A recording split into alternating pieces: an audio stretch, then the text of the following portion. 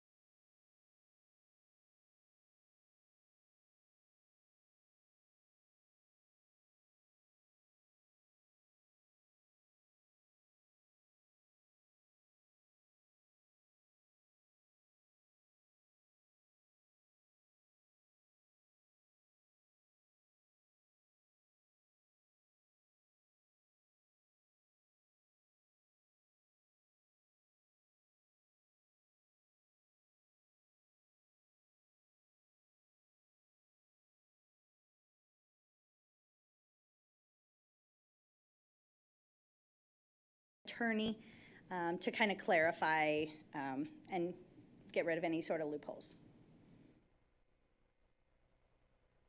Member Edson? Do we really think it's confusion, or people just want to park where they want to park? The second. Okay. Just had to ask the question. But I think it allows them to ticket those people Good point. and Thanks. prosecute them, yeah. Thanks. Thank you, Chair. So were there some enterprising individuals who were saying, well, this, I wasn't, they were saying, no, actually, based on, no. I don't have the history, it was just brought to us, and yeah, it seems to be easy to change, so Yep. hopefully they don't have to throw out any cases for this. Got it. Okay, any other, thank you, Ms. Berry. Any other questions from the committee? No questions, I'd entertain a motion. Chair, Councilmember Edson? I move to recommend to council for approval TMP-2520 and ordinance chapter 29, traffic and motor vehicles, article 5, stopping, standing, and parking, division 1, generally of the Code of Ordinances of the City of Lee Summit, Missouri by amending section 29-354, stopping, standing, parking prohibited in specified places. Second. I have a motion by Councilmember Edson, a second by Councilmember Pryor on item TMP-2520 to advance to City Council with a recommendation for approval. May I have a roll call, please? Chairman Felker. Aye. Vice Chair DeMorrow. Aye. Councilmember Edson. Aye. And Councilmember Pryor. Aye. All right, it will move on to council. We now move on to TMP 2539, item 5C, and Ms. Berry, we get to hear from you again. I am still Susan Berry, City Traffic Engineer, bringing you an ordinance approving a cooperative agreement for the funding of Operation Greenlight Traffic Control System, also known as OGL. That's what we refer to it as. The agreement's between the City of Lee Summit and Mid-America Regional Council. Basically, this is an ongoing agreement between us and Operation Greenlight. They provide traffic management on our connected signal systems along Chipman, Pryor, Douglas. Basically, they provide some services to keep traffic moving in the area. OGL was created as a way to kind of manage signals throughout jurisdictions. Ours don't happen. You know, ours go through MoDOT jurisdiction in Lee Summit, but some of their corridors go through multiple cities. So the agreement is for up to 4 years, renewable after each year. In the past, we've done just a 2-year agreement. And so the per year cost is $12,800 for a total of 51, where did I write that? 51,000 over the 4-year period. And that is for 16 signals.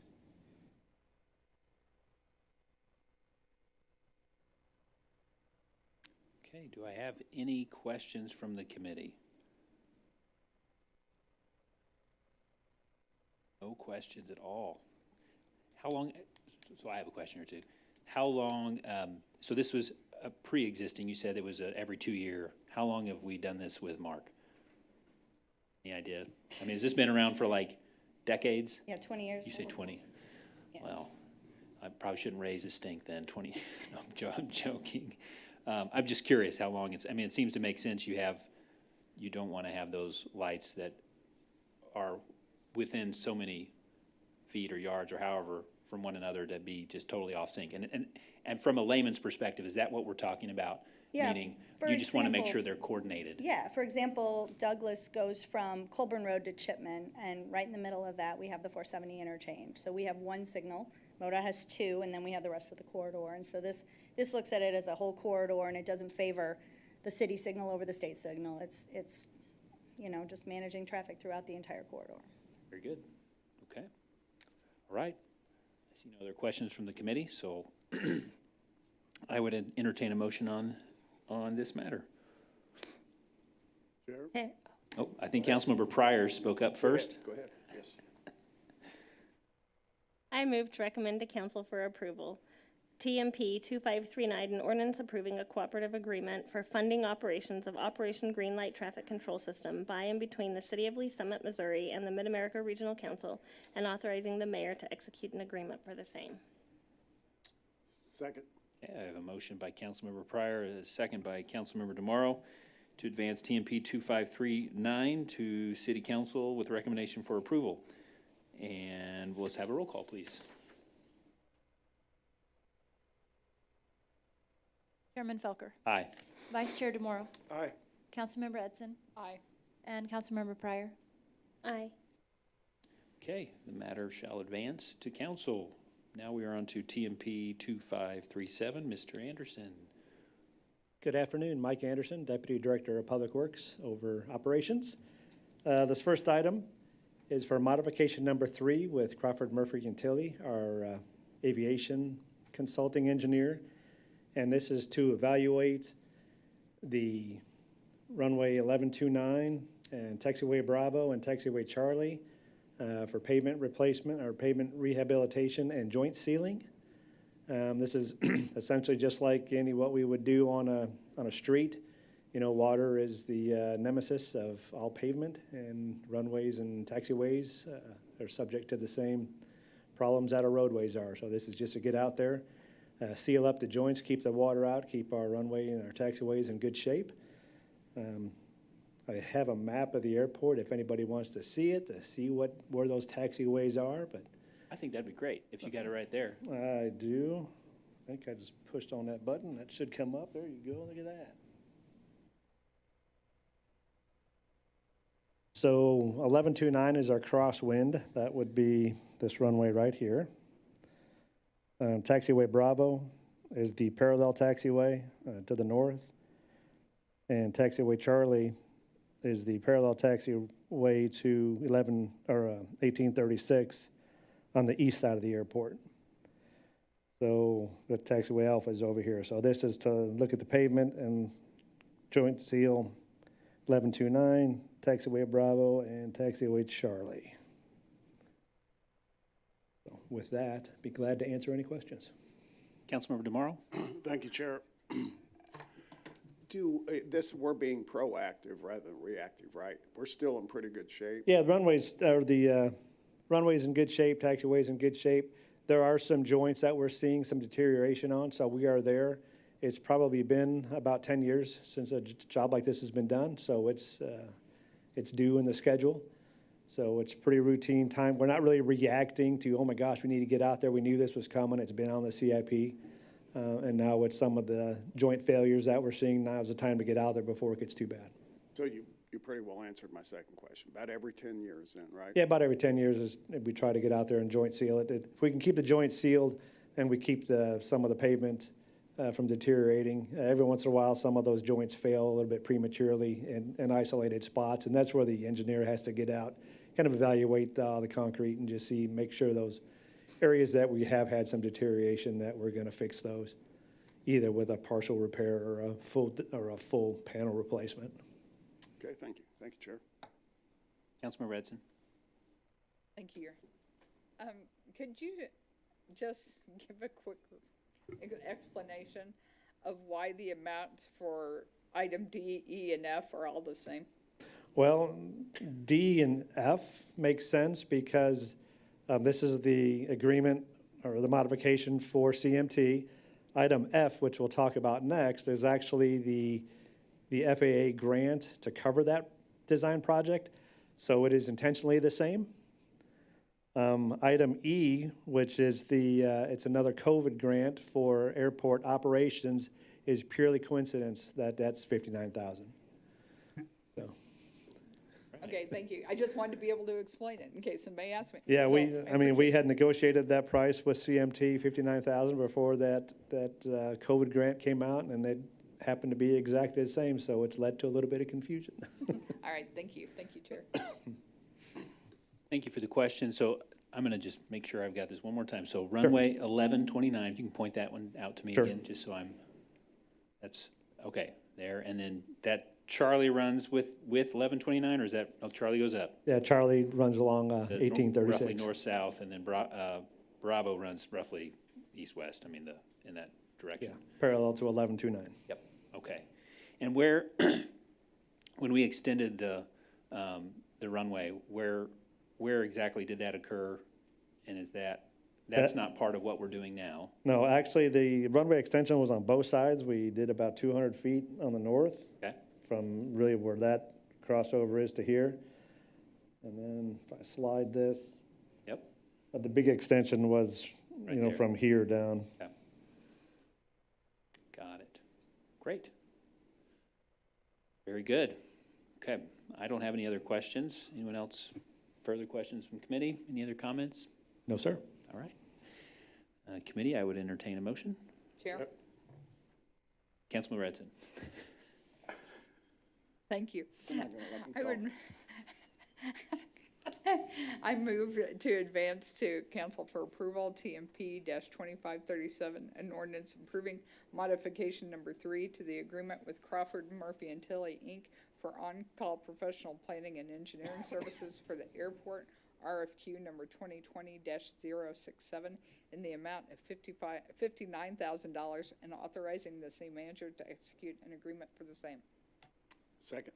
I have a motion by Councilmember Edson and a second by Councilmember DeMauro to advance TMP-2537 to City Council with a recommendation for approval.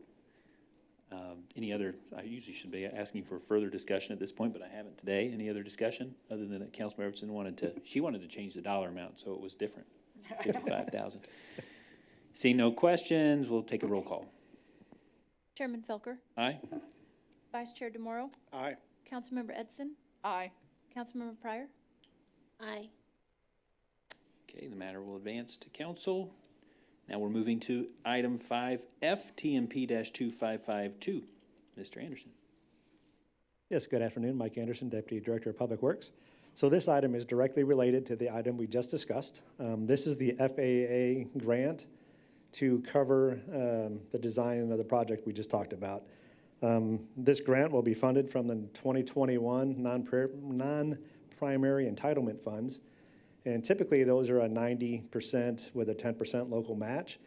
But in 2021, because of the results of COVID, the FAA made the NPE money at a 100%.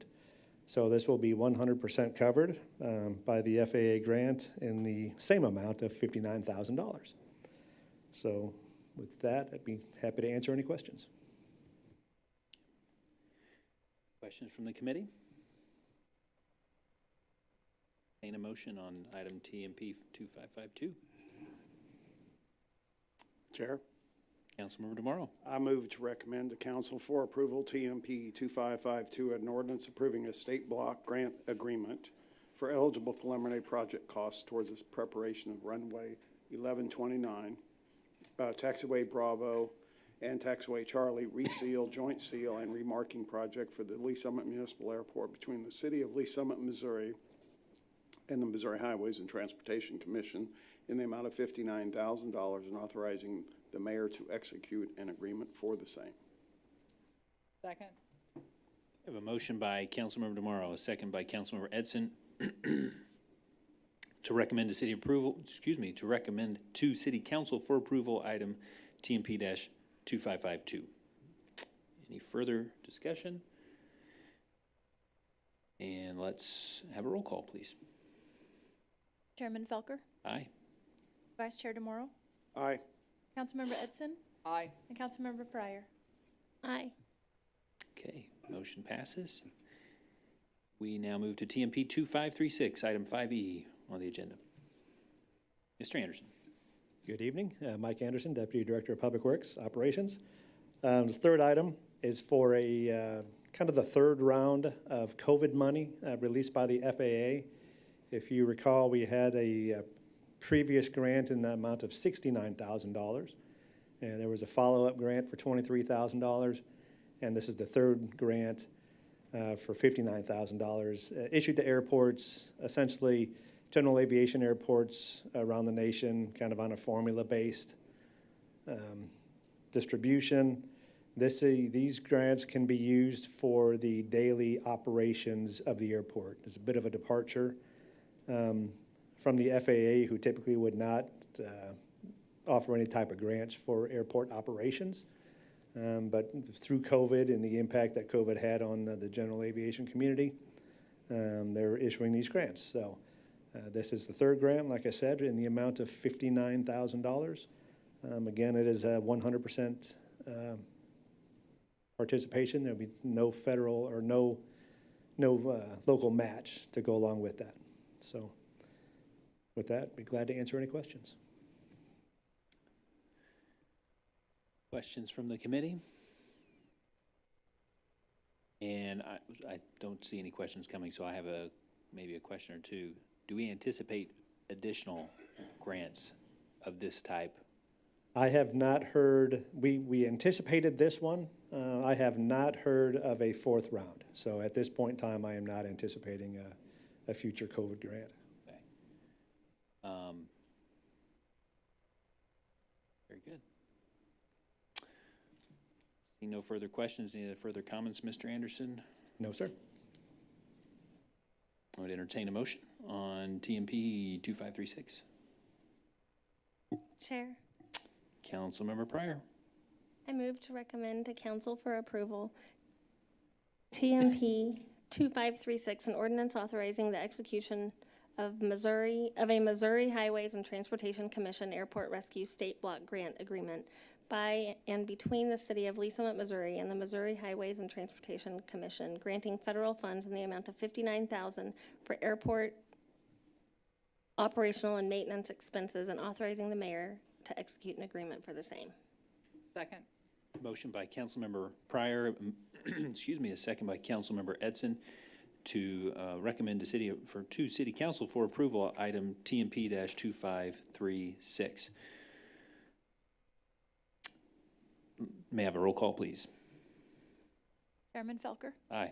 Vice Chair DeMorro, Aye. Councilmember Edson, Aye. Councilmember Pryor, Aye. Okay, we continue to move along. Thank you, everybody.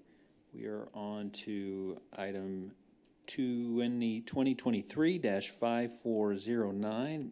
We, yet again, Mr. Anderson, get to visit with you. Please. Last time, I promise. Mike Anderson, Deputy Director of Public Works Operations. This is kind of an exciting issue to bring forward to you guys. As you know, part of our airport master plan update phase 2 was to do a feasibility study for entrance into the FAA's contract tower program for the Lee Summit Municipal Airport. That study is complete, and we do show a favorable benefit cost ratio in our analysis of 1.08. So the next step would be for us to formally submit our application to the FAA for entrance into that program. This resolution isn't necessarily required as part of that application process, but we thought it would be good to show the FAA that, yes, we have support for moving forward as an airport, and especially from our elected officials. So really just a nod in the right direction. There are some things I'd like to point out. If you look at, a lot of this obviously is based on aviation forecast and what's the forecast aviation traffic. Typically, for that purpose, you would use the terminal area forecast that's provided by the FAA. But if you look in your document, you'll probably notice that the FAA shows zero growth over the next 25 years. Total flat line. I'm not talking a little bit of growth, but the same numbers for 25 years. We knew that when we put together phase 1 of the master plan, that didn't make a lot of sense. And we went through the process of forecasting the aviation traffic as part of the first phase of the airport master plan, and came up with something very different than what's shown in the terminal area forecast provided by the FAA. That was submitted to MoDOT, and we did, and MoDOT, who does administer the FAA program on behalf of the Federal Aviation Administration in this state, agreed with us 100% that our aviation model was put together using the standard methodologies for developing forecast, and they accepted that. And they're also, as part of the package, there was a letter from MoDOT stating that the aviation forecasted traffic from our airport master plan could be used for all planning purposes. And so those are the numbers that we used in this application process. Using that number and going through the process, we had the benefit cost of 1.08. If we use the terminal area forecast, we had a benefit cost ratio of 0.68, obviously very different. So I just wanted to point that out because there was a lot of discussion that went in, why aren't we using the terminal area forecast? And there was a lot of work that went into developing that revised forecast. I also wanted to mention that as part of this process, us going through this, that's not the final determination of our benefit cost ratio. We have to go through this exercise essentially to show the FAA that, hey, we believe we're here, we followed your process, and we feel now that it's worth your time to essentially do the same, to review the airport, review the aviation traffic, and see that we would be a good fit for the contract program. So the FAA on their own, independently, is going to come up with their own benefit cost ratio. Now, they may have access to information that we don't have that may be slightly different. So 1.08 is pretty close to 1. So, let's not get too excited yet. We really have to see what the FAA comes up with. But we're positive in our analysis that, yes, we do qualify for admission into the contract tower program at this point. So really all we're looking for is just kind of a resolution of support to go ahead and follow up and submit our application to the FAA. There is one thing, if we are accepted into this program, there's a essentially a memorandum of understanding between us and the FAA that we've got 5 years to design an air traffic control tower and build an air traffic control tower. If that doesn't happen within that 5 years, then we would just, it's not that we would kick from the program, never to come back. It just means we would have to resubmit an application to stay in that.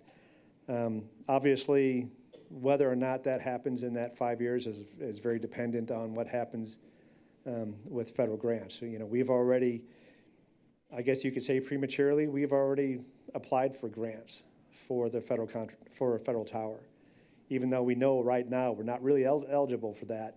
But we want the FAA to know we're serious about this and we want to move forward.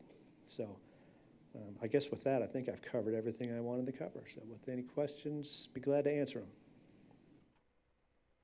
Councilmember DeMorro? Thank you, Chair. Mr. Anderson, do you have an insight or an idea of what that benchmark percentage needs to be, or that they usually categorically say yes without any questions, or, with limited questions? As far as what that benefit cost ratio needs to be? Yeah. 1.0. That moves us along. Yeah, 1.0 so is a free pass. if the FAA goes through their process and they come up with a benefit cost ratio of 1.0, then we should be accepted into the federal contract tower program. And how long does the federal tower program usually take for implementation? Well, it's funny you ask. I'm going to change my exhibit here.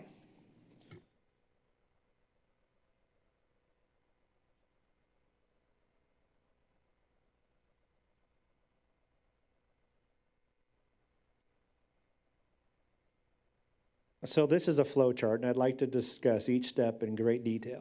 No, I'm kidding. Do you want to orient it? We're all going to be cricks in our, There we yeah, go, there we go. there we go. Oh, that's much easier. Yeah, okay, fine. Engineers,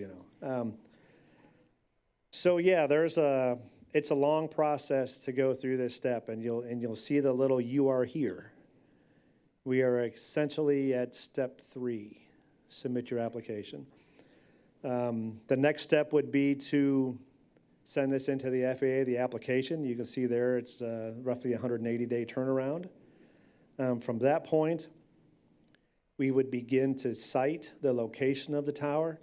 Now, siting of the air traffic control tower is actually already scoped in phase 2 of the master plan, and that's already going on. So we're trying to shorten that timeline a little bit. As you well know, as part of the no tax increase bond, we do have some property acquisition that we identified that we think is the primary spot for the air traffic control tower. We still have to go through the siting. There's really one other location that could go, but that location would take a lot of infrastructure to support it, an access road and electricity, power, grading, the whole bit, versus the property we're looking at now.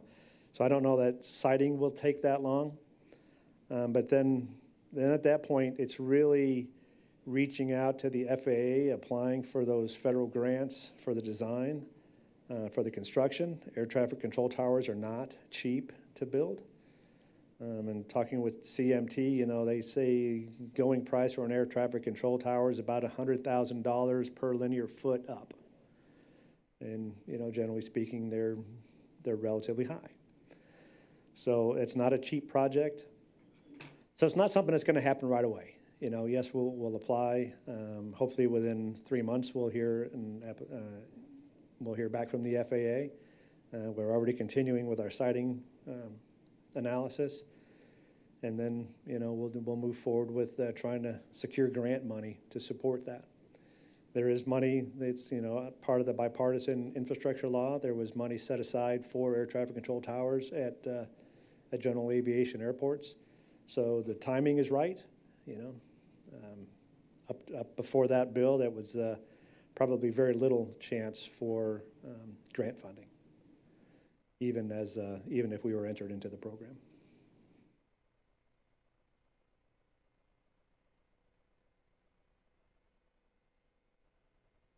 Okay. Councilmember Edson? So, and I recognize I'm jumping several steps. So would it be that, the tower would be paid for by Lee Summit, maybe through some federal grants? Right. But don't the employees who work in the tower, aren't those federal employees and not ours? Yeah, well, they're federal contract employees. Okay. So they would not be City of Lee Summit employees. They would be contracted to the FAA to run the tower.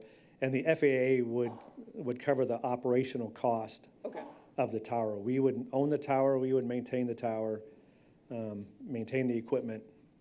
But as far as the staff and operating the tower, the FAA would cover that as being in the contract tower program. you answered my questions without me really having to ask, so I appreciate that. No problem. Thank you. Okay, so at this point, we proceed with this step, and are there other, so there's a lot of other steps, clearly. Sure. And so there's points along the way where if we get through this initial approval and we get a 1.0 or more, is it just a matter of us checking the boxes going forward, or is there definitely going to be different points along the way where they could say, no, you're not going to pass go and go any further? I think the next step would be, if the FAA comes back and says, welcome to the contract tower program, the next thing we're going to have to do is execute that memorandum of agreement between the city and the FAA. So that would take, obviously, council action. And that's essentially saying that we're going to move forward, with design, construction, and these things within the next 5 years. Or we know we'll just have to simply reapply for the program. And once we do that, again, it's just, that would really be the only council action that we would have to take on our part. So there really shouldn't be any, just for some reason, out of the blue, a no stop type thing that I'm aware of. Thank you. Okay. Committee members, if we don't have any other questions, entertain a motion.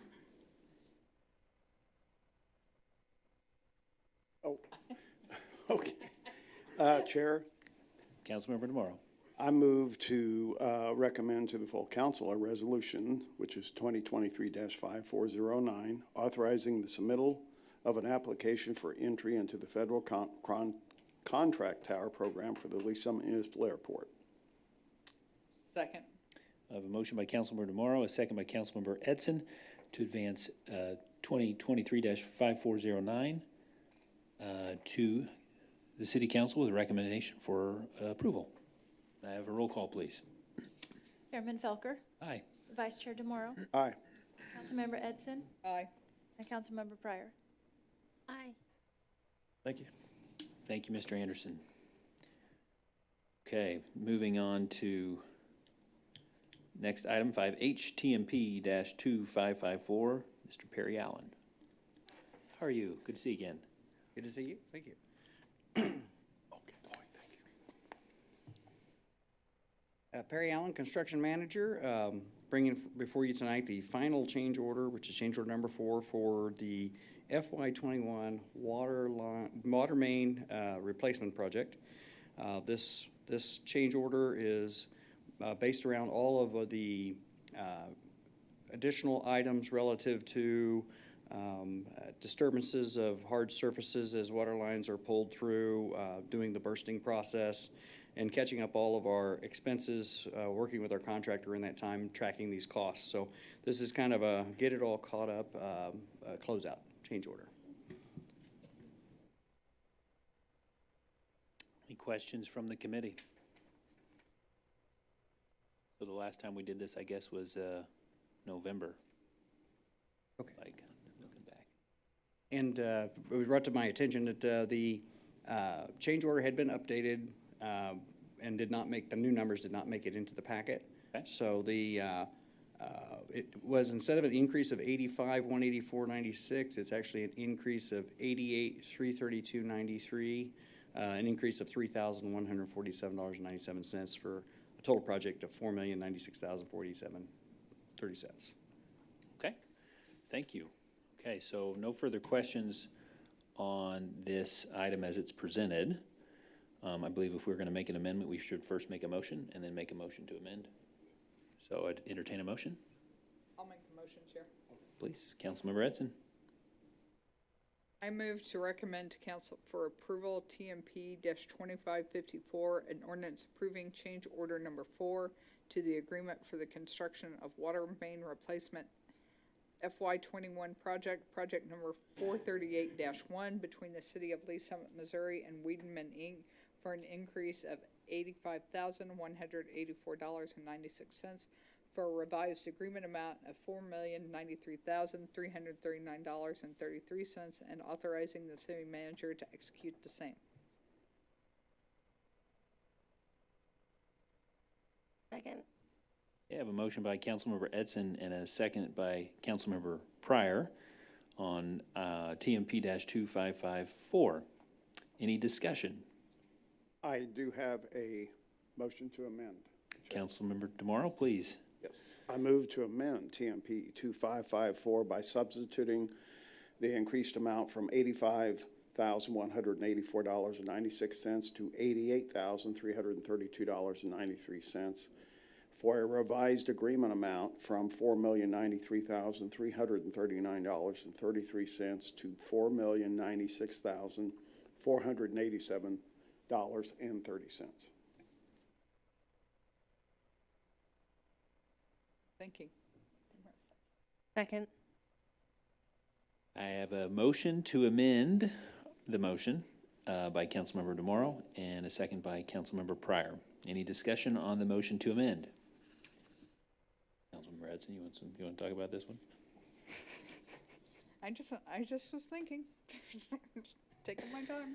No problem. Okay, seeing no discussion, I'll have a roll call on the motion to amend. Chairman Felker, Aye. Vice Chair DeMorro, Aye. Councilmember Edson, Aye. and Councilmember Pryor. Aye. Okay, the motion to amend passes. Now back to the motion. Any further discussion on the motion as amended? Okay, seeing no discussion, we'll have a roll call, please. Chairman Felker, Aye. Vice Chair DeMorro, Aye. Councilmember Edson, Aye. Councilmember Pryor. Aye. Okay, the item TMP 2554 will advance to council with a recommendation for approval. Mr. Allen, on to TMP 2555. Sir, Harry Allen, the construction manager. This would be the FY22 first phase project with Wiedemann Inc. doing water main replacements.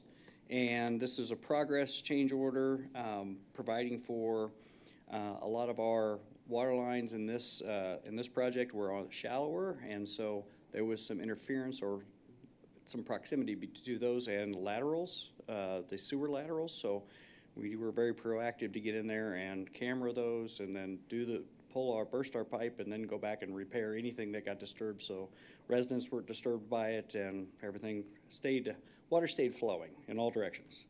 It was also determined some water meters needed to be repaired. They were leaking, so we did quite a few of those water meter repairs.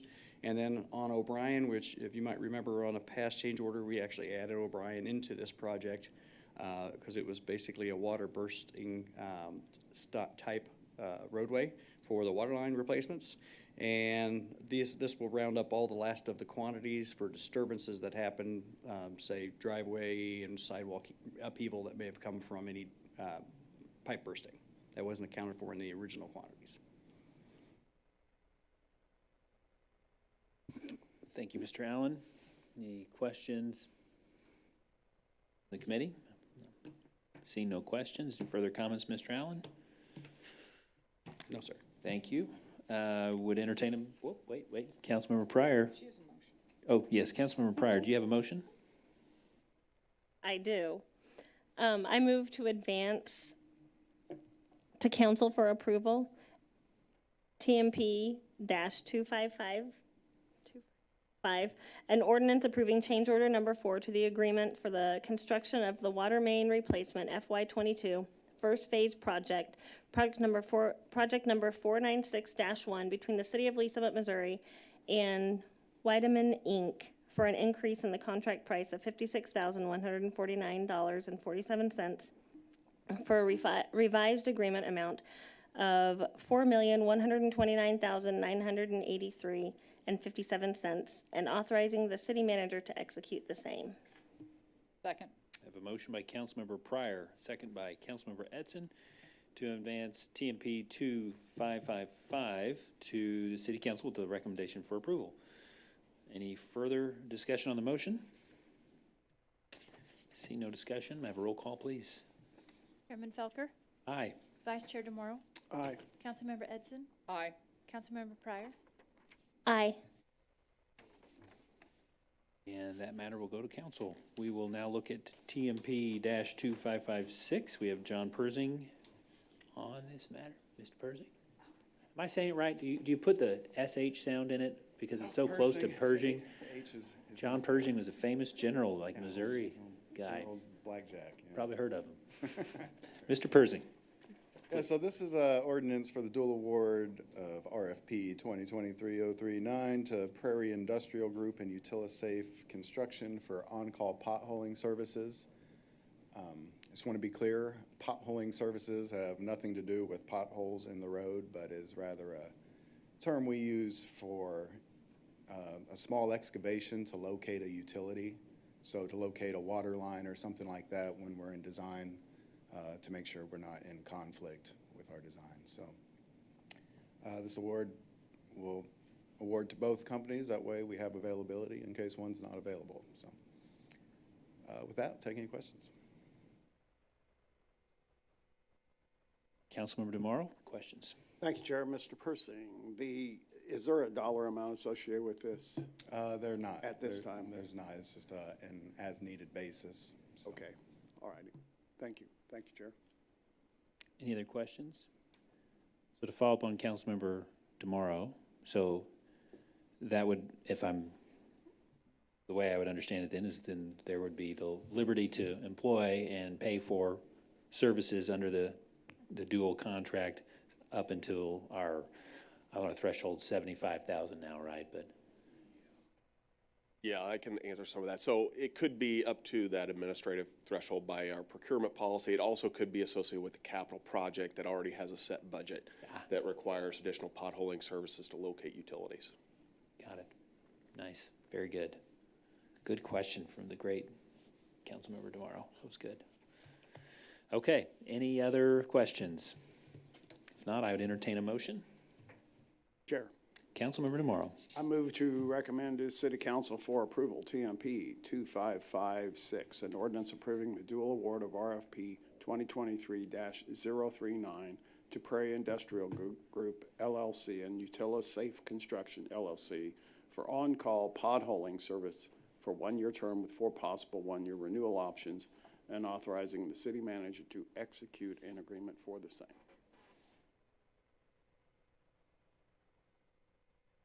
Second. Okay, got a motion and by Councilmember DeMorro, a second by Councilmember Edson to advance TMP 2556 to council with a recommendation for approval. Further discussion? See no discussion, I'll have a roll call, please. Chairman Felker, Aye. Vice Chair DeMorro, Aye. Councilmember Edson, Aye. Councilmember Pryor, Aye. All right, the matter will advance to council. Thank you, everybody. Now moving on, Mr. Park, to our presentation on CIP, Capital Improvement Plan Guidance. Yes, thank you, Chairman and Committee. Michael Park, Director of Public Works. We also have Mr. Binger in attendance to help answer questions as we go through this conversation, really just furthering our annual CIP. So I thought it's important, though, to start with this and then understanding that the CIP is part of the comprehensive plan, but it's really as a comprehensive plan, it's made up of many other long-range plans, and you'll see that as the theme when we go through here. And a lot of the projects that show up in the CIP really have been identified many years before they're really revealed in this financially constrained document. So we'll kind of review a little bit of what we talked about 3 months ago at Public Works Committee. We did that intentionally to get in front of the no tax increase bond issue conversation about what types of projects would be for consideration of no tax increase bond issuance.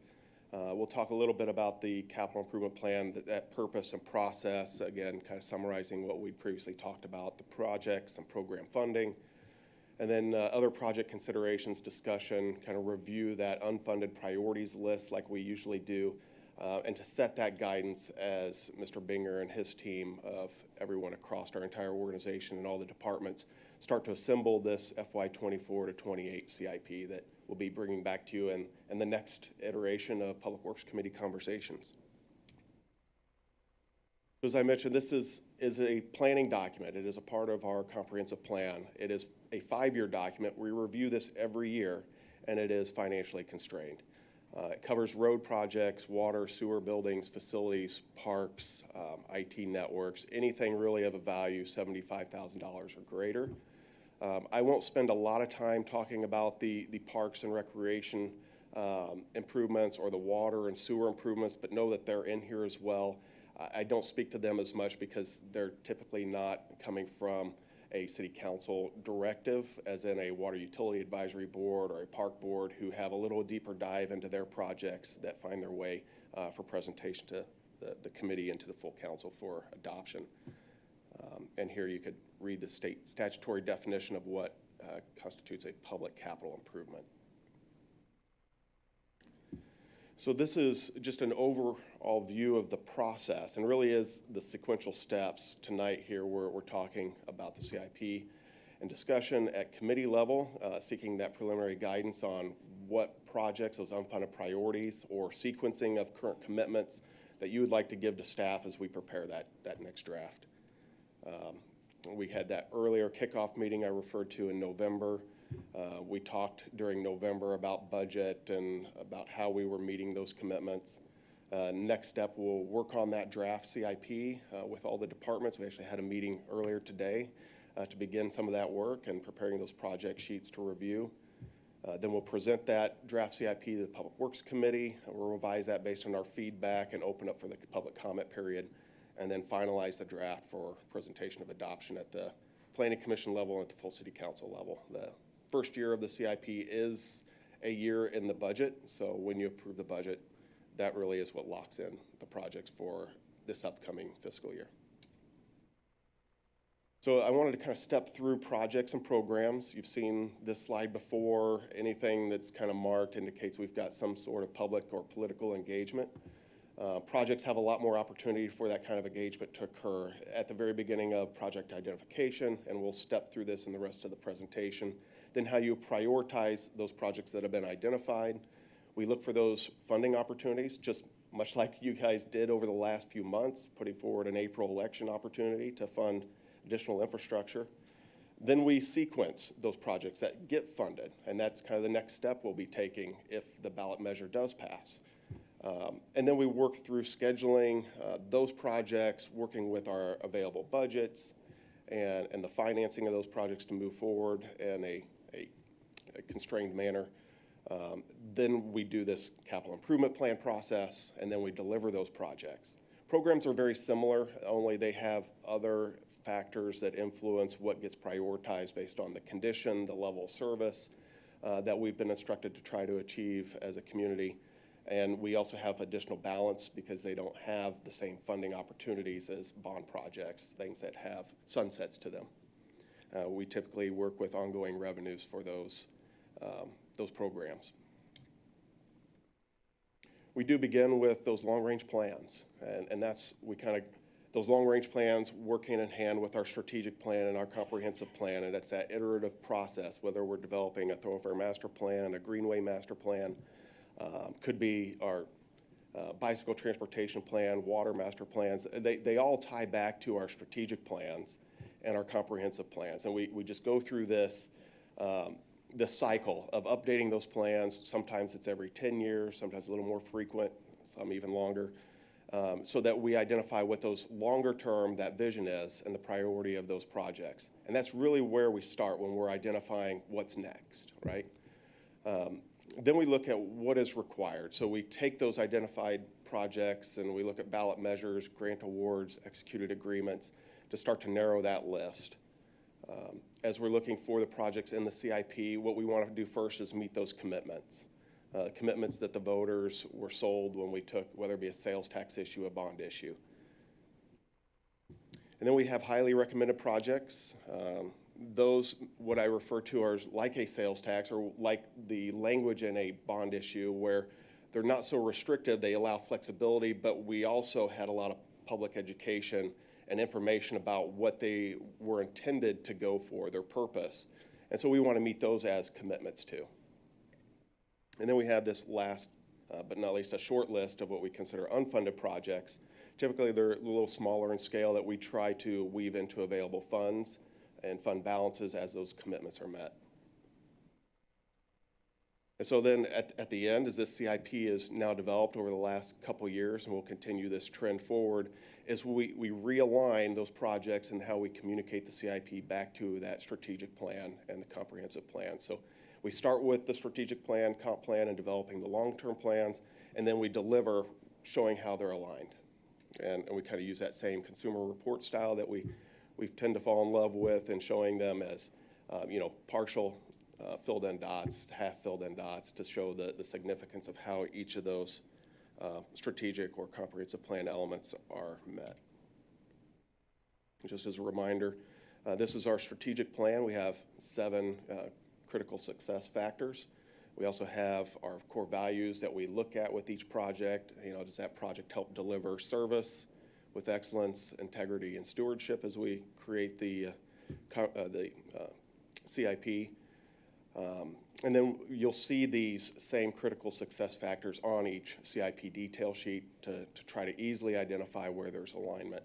And part of the CIP does have a section in its front end that pertains to the strategic plan and the comprehensive plan. And just like the comprehensive plan and the strategic plan, we seem to love these number of 7, right? So you have 7 elements of the CIP, you have 7 critical success factors for Ignite strategic plan. You also have these 7 factors for the comprehensive plan, and those are also shown on your detail sheets. Just an example of one of those detail sheets and where you would find that alignment. We're working with development services. They will be reviewing these projects as they administer the comprehensive plan and track some of that strategic plan to see where we can't bolster some of the project description so it's easier to understand how we're benefiting and advancing both the strategic plan and the comprehensive plan. So now we move from project identification to prioritization. And what I look at here, this is just my illustration of our cut line. So first we want to look at our bond issuances, our sales tax initiatives, those things that are public commitments. In my opinion, we have to put those in the CIP. We need to follow through with our commitments. Same thing with grant awards. If we've gone out and we've got grant funding, we need to leverage that funding to continue building out our community. Then the next line is just, can we practically afford these projects? Are we able to cash flow these projects with whatever balance we have and these variety of funding sources? And then are any of these projects what I would consider coupled or linked, where you need to do one project to then complete another project within a few years? And that's where I kind of take my first cut in working with Mr. Binger and his staff and developing the CIP. Beyond that, we start to look at a lot of other factors and how you prioritize the projects for funding, for bringing forward to add to the CIP, or then to eventually sequence within the CIP, and we'll get to sequencing here in the presentation. But we look at those common themes of safety, and safety has a little higher weight, and things that are mandated or regulated. Capacity, when we think of capacity, it could be capacity of sewers, could be roadway capacity. You look at congestion. Condition of our systems and infrastructure. We want to get ahead of things before they fail. What kind of projects spur economic activity within the community? You've heard a lot about livability. Sidewalk programs, for example, have a lot of influence on what we consider neighborhood livability. To the significance of what these projects have an impact in the community. Some have a much broader impact. And all of these factors. What is the urgency of these projects? Do they mitigate hazards? Do they have an effect on operational level of service? And some of these projects will actually generate revenue for the city or avoid cost. So that we take those factors, which also align with your strategic plan. If you look at the strategic plan and the comprehensive plan, a lot of these same factors show up over and over again. And not any one of these factors are necessarily more important or less important than another. They carry different weight. And so we try to prioritize using that same consumer report style, let you value each weight independently when making a decision to see which projects maybe touch on more factors than other projects. And just the CIP process in a nutshell. Everything has public input, public engagement, or your feedback throughout the process, from the very beginning at that comp plan, strategic plan, to project delivery. What I wanted to illustrate here is the currently adopted CIP. And really what I'm representing here is the flexibility or limited flexibility after that first cut. So anything in that beige kind of shaded area, that is a public commitment we took to the voters, whether it was the 2017 sales tax. Currently, there's no bond projects on this particular list outside of the downtown market plaza has a little bit of bond funding in there. And then there's one remaining project from the 2007 sales tax, that's Chipman Road, which we hope begins its construction later this spring, early summer. The two that are not highlighted, Main Street is done, that's why it's crossed out, and Browning Street. Those were two projects we found funding through recommended excise tax implementation. But this kind of paints the picture of how really limited capacity we have outside of those commitments to just inject new projects into the CIP. It's why it's so critical when we have an unfunded priority that we look for these opportunities like a no tax increase bond issue to advance those priorities into construction. And with that, I kind of may take a little pause, see if you had any questions over this slide. What we're also trying to illustrate is where some of these funding sources come from. So anything with a red dot, those are ones that we had secured federal or state funding for to advance. So those become commitments on multiple levels beyond just a voter approved, but we do try to not just take the voted funds, whether it be sales tax or bond monies, for granted. We still seek out federal aid on projects to help cost share those. Mr. Park, a question? Yes. Councilman Redson? Michael, it just occurred to me that street lights always confuse me. I'm never sure who the street lights belong to. And it seems like who they belong to differs depending on where they are. But it just occurred to me looking at this list that we don't really have any street light program or projects in the CIP. Is that something that we can do? We could do, and I'll get to our 2017 sales tax. There were a couple of projects for streetlights in that we committed to the voters. We've delivered those. That's why they're not in the CIP anymore, because they're now done. It's certainly possible as we get through the remainder of the 2017 committed projects that we find a fund balance. I fully expect we'll probably have a fund balance. It would be more than appropriate to use those for additional streetlight projects or other roadway projects within the available capacity of that balance. I don't know that unless directed otherwise, it's really wise and good stewards of our money to start spending beyond what we committed to complete before the other projects are done. But that doesn't mean we're not making other streetlight improvements. Through our ongoing general fund budget for public works, we have streetlight relamping, we have other things. And then with each of these road projects, there's also streetlights included. So really when it came through on the 2017 sales tax initiative, those were standalone streetlight projects on corridors that had no other improvements planned. Okay, thank you. Thank you, Chair. And then similar for our capital programs, we have, just last year we added in the building equipment replacement program, which really should have been in the CIP for a long number of years. And most of these are paid for through just our regular expected sunsetting funds. And you see all of the capital programs on the public works side are all funded from the same transportation sales tax. And there's some federal funds associated with transit. Here's the slide. I know we reviewed this in November. This is our 2017 sales tax commitments. Of the commitments we had in 2017 sales tax, the only two projects that have not started yet, and they're not yet in the CIP, they may show up in this coming FY24 because it extends out through 28, would be Independence Avenue and really the completion of that downtown parking garage.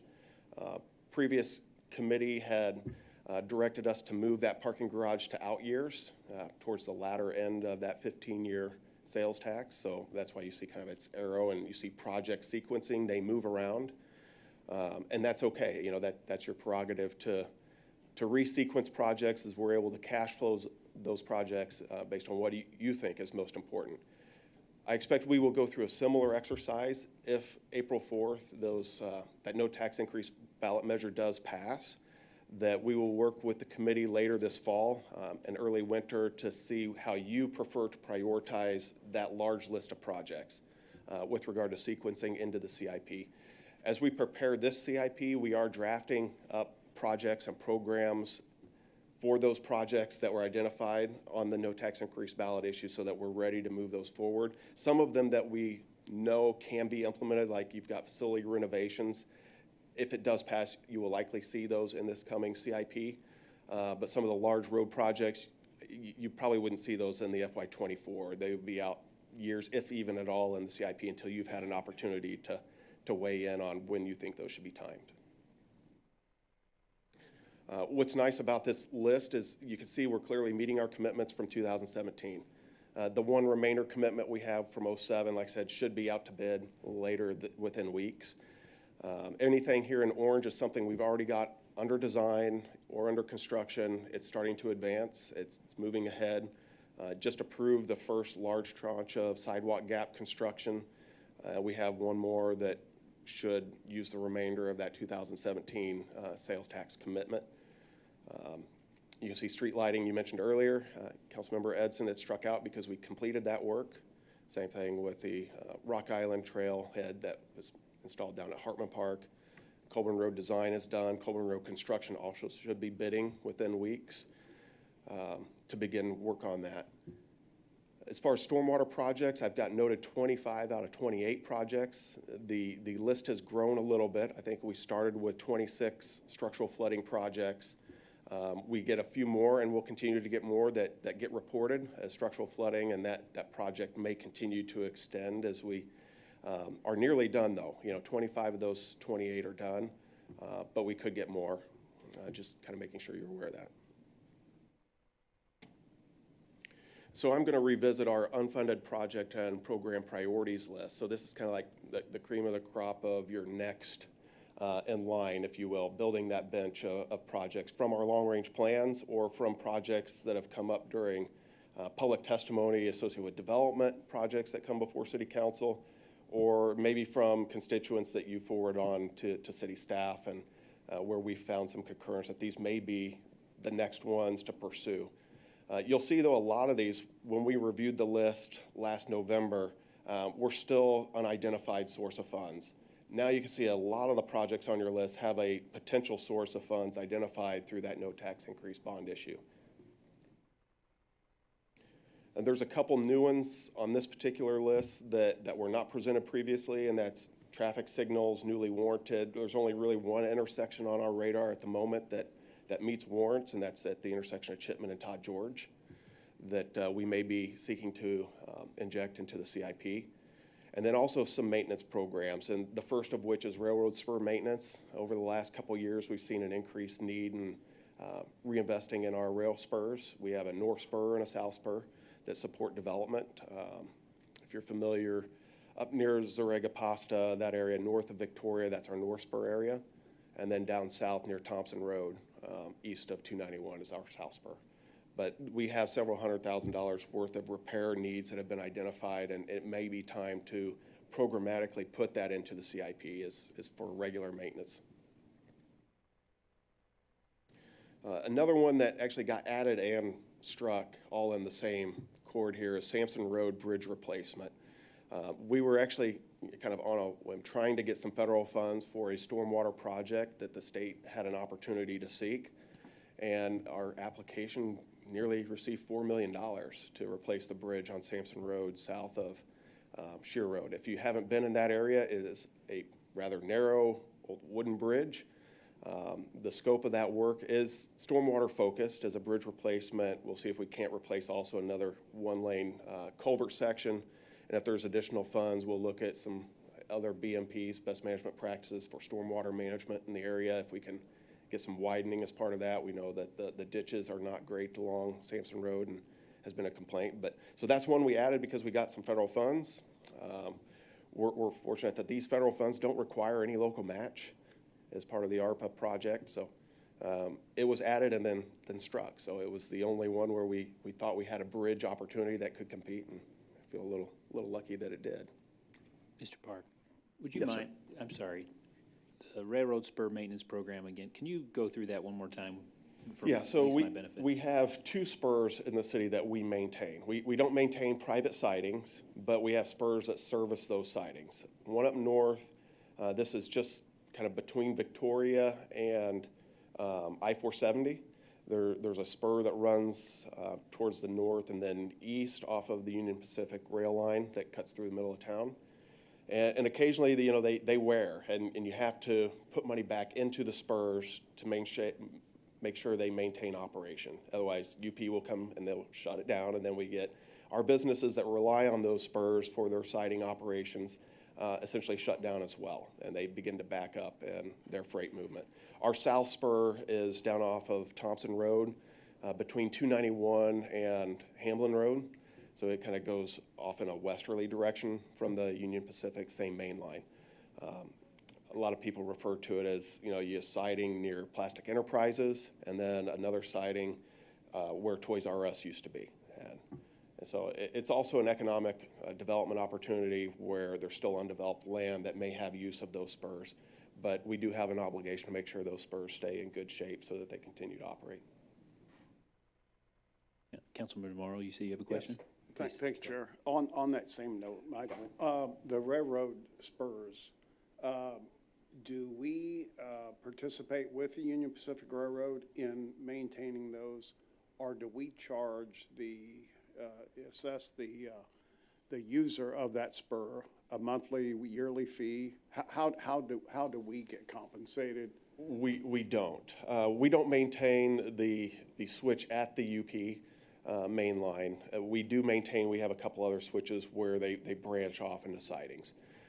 They shouldn't be using the spur for staging of the private use. That's the purpose of their siding. So these were agreements made back before Plastic Enterprises or Polytainers had developed as a development incentive, if you will. So the city built these under agreement, really with the Union Pacific and the private development to make these available. And so they don't have any responsibility for the maintenance cost of the spur itself. So we maintain the spur, but are we charged by the Union Pacific to have that spur? We are not, no. We don't. They're responsible for, I think it's less than 20 feet from beyond where their initial switch is that the UP takes care of. If there may be somewhere in our agreements that if there are extraordinary costs, there could be some cost sharing between the UP and the city. But basically, they have the main line and the switch, we have the spur, and then private maintains their sidings. And so really, I think there was just an economic benefit analysis decades ago when these spurs were agreed to and built that we thought we could get from the industrial development and its need for these spurs, the economic activity returned back to the city. Well, I'm going to go a little bit deeper then, because the switching fee, who pays the switching fee? Is it the business, or I just want to be sure we're not. I mean, it's good to have a business that uses a spur and uses a siding. I mean, it helps their business for sure, Right. And it keeps them in Lee Summit. So, yeah, there's no annual payments from the city to Union Pacific. There's no payments from the private developers or these current businesses to the city. So each has their own responsibility for maintenance. Okay, and there's no switching fee assessed to the city, at least we know that. No. Okay, thank you, Chair. Thank you for the questions. Okay, thanks. And then kind of following up the last slide of our unfunded project program priorities, which is moved from one slide to two slide. That's a good thing because we're crossing items off our list. So I did add on that unfunded list, because we had just talked about it as part of the NTIB, the no tax increase bond issue, the projects that really didn't make that final recommendation. So you're looking at Hamlin Road south of Bailey. That might be a next priority. It seems how it was part of that conversation. It just didn't make the final cut. Purcell's access management is one that came up during a conversation associated with development. This is the area between Jefferson and 291. You recall there's an issue of congestion, close access spacing. Options for mitigation are limited really to a raised median, and the business community in Southport Business Park expressed some concerns without having other plans and engagement, and the council at the time said, well, maybe this should be a capital improvement project to really get the business community engaged as we find the right solutions.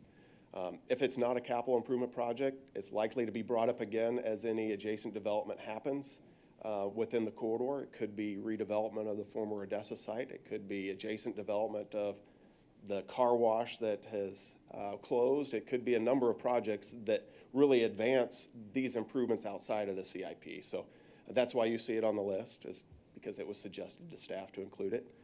A couple of others are really more on that, what I would consider roadside infrastructure maintenance that have not traditionally been in our CIP but are becoming more expensive, and we may need to put some funds to those priorities, just like the rail spur investment. It's our guardrail replacement and repairs. Guardrails are all over this city. We have hundreds of locations of guardrail, and they're not cheap, but it's a safety device for our roadways that we need to keep in good condition. They do get hit. I mean, they're typically in places that are likely to get hit. So others may be walls. We have retaining walls all over our roads that we don't have that kind of proactive fund source for maintenance. And similarly, we're looking at other roadside structural conditions that maybe you would see in a capital program if we can see that there's funds available from our transportation sales tax to support that roadside infrastructure. And then we have maybe another project to add, which it would be bridges related to dams, so think Lakewood or Raintree, and doing some engineering assessment of those bridges and whether or not and when we should be reinvesting into those structures. So that might be also a project you see in the draft CIP that moves forward. With that, are there other projects, other programs that the committee would like staff to investigate further, to review? Committee, any projects, programs on your mind? I think, I can't think of any right now, but I think we've got the public comment period, so letting us have time to reach out to our constituents and talk about streets and infrastructure, that's always a good opportunity for us to do that and looking for those projects. Thank you. Thank you, Council Member Edson. And just, I know I'm flipping back through the slides for my own benefit, but that public comment period, Mr. Park, what's the timing on that roughly? I believe that will go out 1st of April is traditionally when the public comment period opens. That's when we have that final draft of the CIP in its form. Hopefully, if you do get feedback on new ideas, new projects you would like consider, that we get those reviewed as early as we can before it goes out to public comment. They're a lot easier to incorporate by then. And likewise, and we can flip back to those committed projects that we saw on that table. If you want to reconsider the sequencing of those, we need that guidance because it's heavily influenced how we program the rest of the CIP, being that we're financially constrained.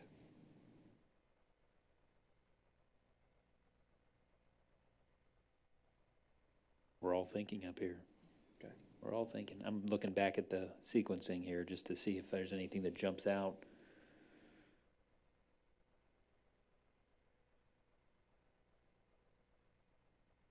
Chair. Please. The reason we're having such a problem is that the committees before now have done such a good job of vetting all this out that it was almost perfection. Almost so that's perfection. Why we're having problems. We're just trying to see if we can seal the deal, but You're very right, though. There's a lot of work that goes into this. It's not just we start fresh from each year. And Mr. Binger would like to expand a little bit on the public comment period and the process for that, and probably the different ways and variety of ways we take that public comment even throughout the year. Good evening, George Binger, City Engineer. Part of this is kind of managing expectations because with public comment being in April, we may not see the projects in this FY24 CIP, but a lot of the projects you see on this unfunded list are ones we've received in previous fiscal years, 22, 23. So the way the public comment operates is we'll have it up on a website where people can, I mean, we've gotten more comments that way through that process where there's that web link, and we'll make sure we get that out to you all in a format to where you can share that with constituents. But then we get those comments, we'll summarize those comments, we'll present all that to committee so you can see what the comments are there. Generally, it's about a 30-day comment period. So April, so the May committee is when we'll have those comments rolled up. The other avenue is we'll have a public hearing at Planning Commission. That is the formal public hearing for the CIP. So the public is welcome to provide comments there during the public comment section. And the other thing is when we're doing other projects, like when we have like a 3rd Street project or a Pryor Road or something like that, it's a capital project, we're having a public meeting. Well, people talk about other things at the same time. So that's a way we get public comment.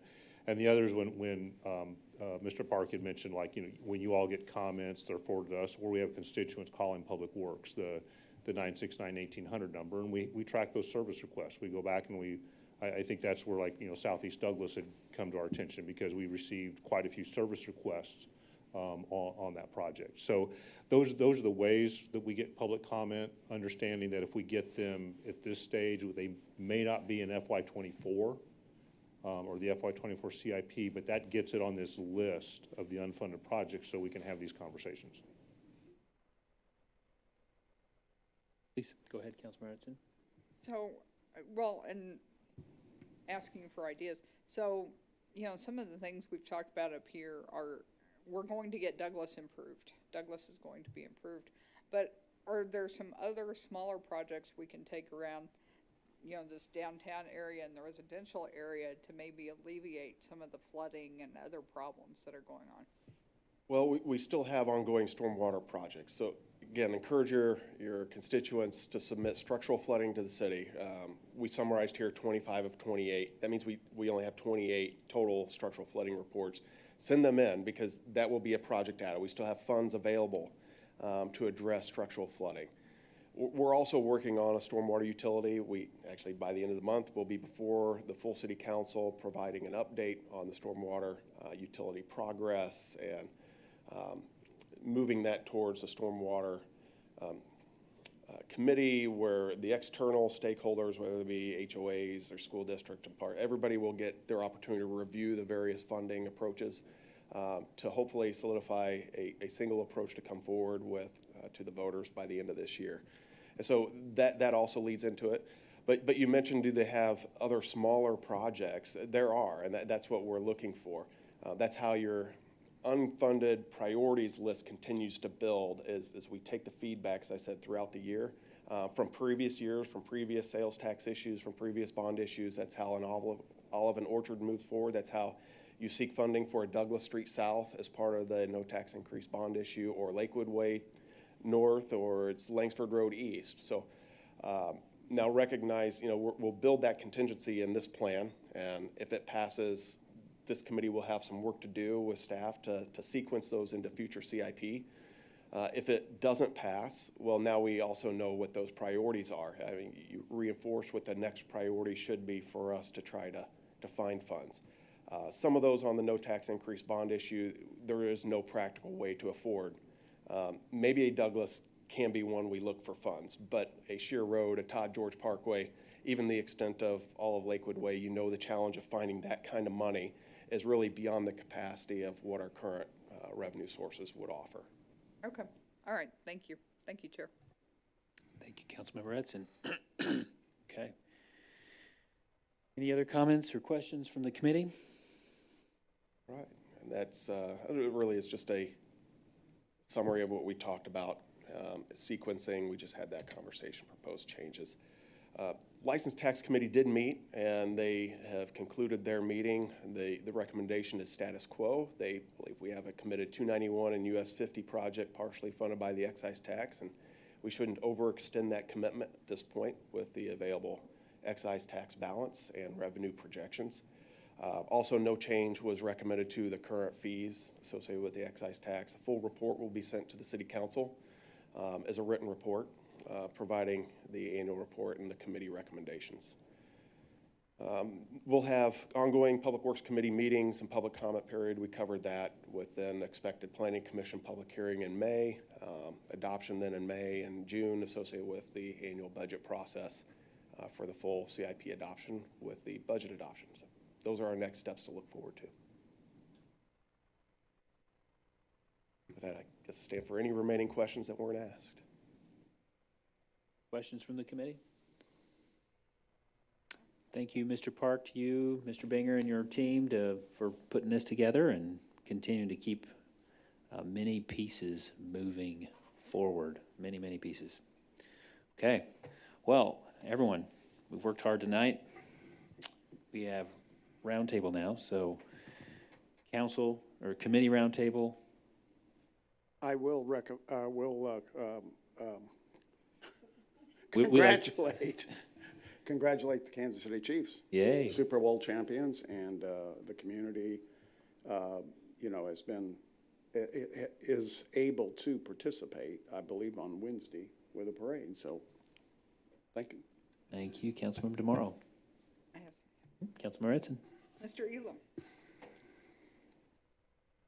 How long's the jacket sticking around? I think today will be the last day for Not until wearing next it through season. Wednesday? I don't know. I might wear it on Wednesday. I haven't decided yet. I think but, you have to wear it through Wednesday. It's got to be good. It's got to be ready for next season too. Oh, okay. Just thought I'd ask. Thank you. Do you have a backup jacket? That's the question. Maybe you need to get a backup jacket. We'll take, I know, but if something happens to the good luck jacket, you gotta have something. Okay, all right, any staff roundtable? Don't have anything to add. I was asked whether or not I had any tips for parking at the parade. Congratulations, KC Chiefs. I don't, but I would recommend you wear comfortable shoes. We did order the best weather we could find for kind of mid-February, but yes, I just, from experience in my last parade, you walk a lot, regardless of where you park, so wear comfortable shoes. Very good. Wonderful, everybody, thank you so much. This meeting is adjourned at 6:24.